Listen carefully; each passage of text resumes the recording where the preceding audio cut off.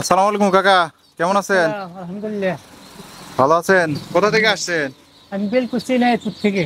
বেলকুচি নাইতপুর, আমাদের সিরাজগঞ্জেই তো। হ্যাঁ, ইনশাল্লাহ। আচ্ছা, এই যে ও, কোন জাতের বাচ্চা নেবেন আজকে? খাকি ক্যাম্বেল এ খাকি গ্রেডের ক্যাম্পেল এ গ্রেড, কত পিস নেবেন? 150 পিস। 150 পিস নিচ্ছেন, আচ্ছা।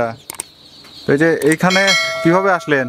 আপনার ভিডিও দেখে সম্পূর্ণ ভিডিও দেখে, আমাদের সিরাজগঞ্জে তো হ্যাচারির অভাব নাই, তো আমাদের হ্যাচারিতে আসলেন। তারপরে আমার ভিডিওগুলো, আপনার ভিডিওগুলো ভালো লাগতো, বুঝছেন? অন্যান্য ভিডিও দেখতাম, কিন্তু দেখা যায় দুইটা ভিডিও আমাদের সবচেয়ে ভালো লাগতো।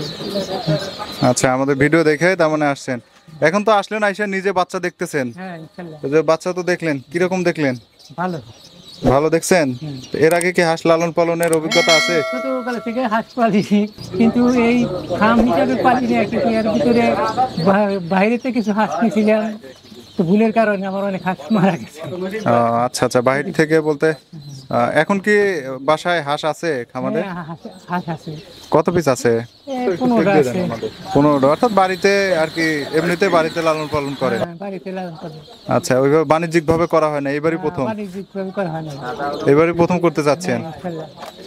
তো কি মনে হয় যে এই যে 250 পিস দিয়ে, অর্থাৎ 150 পিস দিয়ে করতে যাচ্ছেন? আমি তো যেভাবে করতেছি, আল্লাহ তাআলা যদি সফলতা করে তাহলে আমি আরো অনেক করার সম্ভাবনা আছে। আচ্ছা, আবদ্ধভাবে করবেন নাকি মুক্তভাবে করবেন? আপাতত এরকম করি, বুঝছে, যদি ভালো লাগে, ভালো হয়, তাহলে বেশি করবো। এটা মুক্তভাবে করবেন নাকি আবদ্ধভাবে করবেন? না, মুক্ত হবে।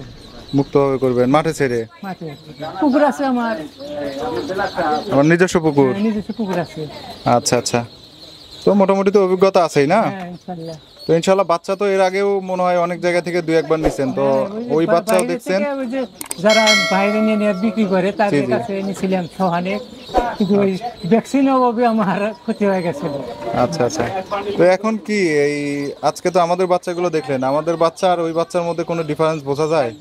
এখন প্রথম ওটা অত তারিখ নিয়ে এখন তারা দিছিল, আর এখন বর্তমান নিচ্ছি, এখন কত বুঝবো বুঝলে ডিফারেন্স বোঝা যায় নাকি, যে একটু আলাদা ভিন্নতা আছে? এই যে আপনার বাচ্চাটা কিন্তু বাছাই করে দেওয়া হচ্ছে। বোঝাই যায় তাদের বাচ্চা, তারা তো আর বাচ্চা করে।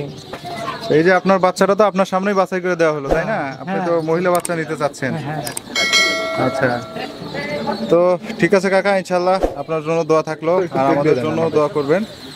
তো আপনি যেহেতু আইসে নিয়ে যাচ্ছেন, এখানে আসলে আপনার সাথে কথা বললাম, কারণ আমাদের যেহেতু সিরাজগঞ্জে অনেক হ্যাচারি আছে, এবং আপনার পাশেই হ্যাচারি আছে, উল্লাপাড়াও অনেক হ্যাচারি, আছে। সেইগুলো টপকায় আপনি আমার এখানে আসছেন। এই জন্যই আসলে আপনার সাথে কথা বললাম যে আমাদের বাচ্চার কোয়ালিটি বা অন্যান্য যে আনুষঙ্গিক জিনিসগুলো আছে সেগুলোর ম্যানেজমেন্টগুলো কেমন।